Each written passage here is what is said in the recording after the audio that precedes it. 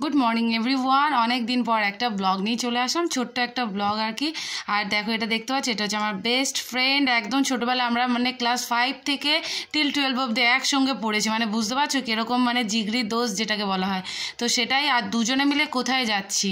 একে তো তোমরা সবাই জানো আমার ভিডিওতে হয় আমার মা থাকে, নয় আমার হাজব্যান্ড থাকে, অতনু থাকে আর কি। তো আজকে যখন এরা দুজনেই নেই, তো মানে বুঝতে পারছো জিনিসটা হচ্ছে খুবই আমার কাছে কী বলবো আর কি। এগুলো জেনারেলি অনেক দিন আগে, মানে বিয়ের আগে বলো বা যখন কাজে যেতাম, যখন স্কুল লাইফে যেতাম, সেই দিনগুলোর কথা যেন আমার কোথাও না কোথাও মনে পড়ে যাচ্ছিলো, যে হয়তো আমি আবার সেই জীবনে ফিরে গেছি, হয়তো স্কুলে যাচ্ছি বা হয়তো আমি কাজে যেতাম যখন, সেরকম আর কি। তো খুব এক্সাইটমেন্ট একটা ফিল হচ্ছিলো মনের মতো, ভালোও লাগছিলো। তো তো চলো সকাল সকাল একদম বেরিয়ে পড়েছি। খুব একটা বাজেনি তখন, 10:30 11টার মতো বাজে।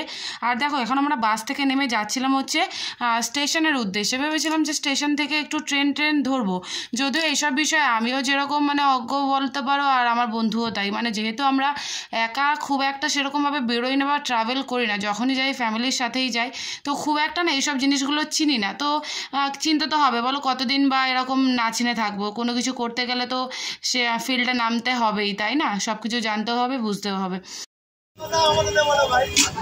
চায়ের দোকানে দাঁড়িয়ে চা খাবো।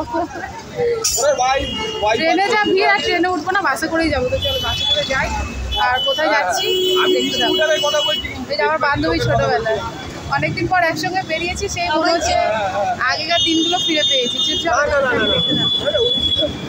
আমি তাও বেরোনোর সময় খেয়ে বেরিয়েছিলাম, কারণ বাড়িতে যেহেতু টিফিন করিনি, অতনু আমি দুজনেই বাইরে একটু পরোটা খেয়েছিলাম, কিন্তু ও কিছুই খায়নি। তো এখন ভাবলাম যে ঠিক আছে চলো একটু চাটা খাওয়া যাক, বাকিটা বাসে বসে খেয়ে নেবো। আর আসার সময় দেখো এগুলো দেখছিলাম যে রাস্তায় শীতের জিনিসপত্রগুলো বিক্রি হচ্ছিলো, ভালোই লাগছিলো বেশ। আর সবাই চায় জানো তো নিজের পায়ে দাঁড়াতে, নিজের পায়ে স্বাবলম্বী হতে। আমিও ছিলাম একটা সময়, বাট কী বলবো, কিছু মানে ছেলে হয়ে যাওয়ার পর থেকে আর করে উঠতে পারিনি। ছেলে ছোট যেটা হয় আর কি, মারা ব্যস্ত হয়ে পড়ে ছেলেদের বাচ্চাদের বড় করার জন্য, তো সেই কারণে আর কিছু করে উঠতে পারিনি। বাট না, ফাইনালি ভাবলাম কিছু না কিছু করতেই হবে, বাকিটা তো কপালের ওপর থাকে। একটা স্টেপ যদি আমি না এগোই, সবসময় কি আর আশা করে বসে থাকলে হবে ঠাকুরের ওপর? তো কিছুটা তো আমাকে এগোতেই হবে, তাই না? তো সেই জন্যই বেরিয়ে পড়েছি। আর দেখো এখন রাস্তাতেই রয়েছি, যাচ্ছি কোথায় যাচ্ছি কোথায় সেটা একটু সাসপেন্সই থাক, কারণ পুরোটা এখন বলবো না, পরেই বলবো তোমাদের।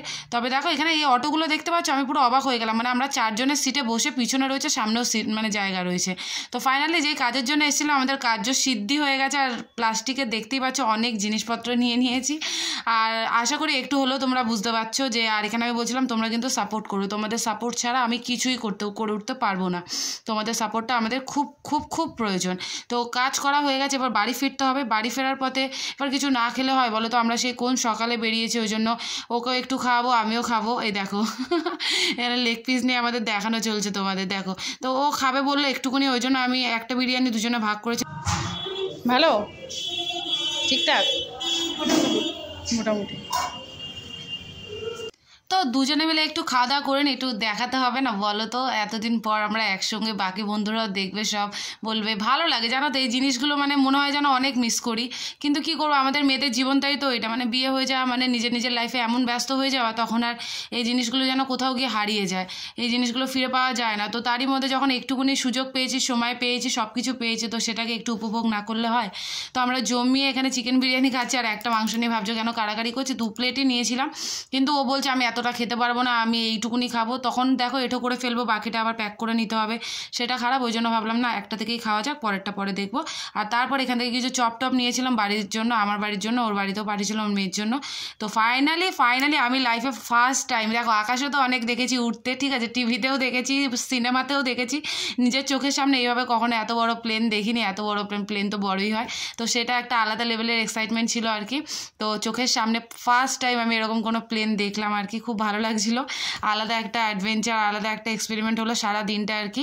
তো অনেক কিছু নিয়ে চলে এসেছি। আর হ্যাঁ, প্লিজ তোমরা সাপোর্ট করো, আমি এরপরে একটা লাইভ দেবো, লাইভে আসবো, তো সেটা তোমাদের দেখতেই হবে কিন্তু, আর আমাকে সাপোর্ট করতে হবে।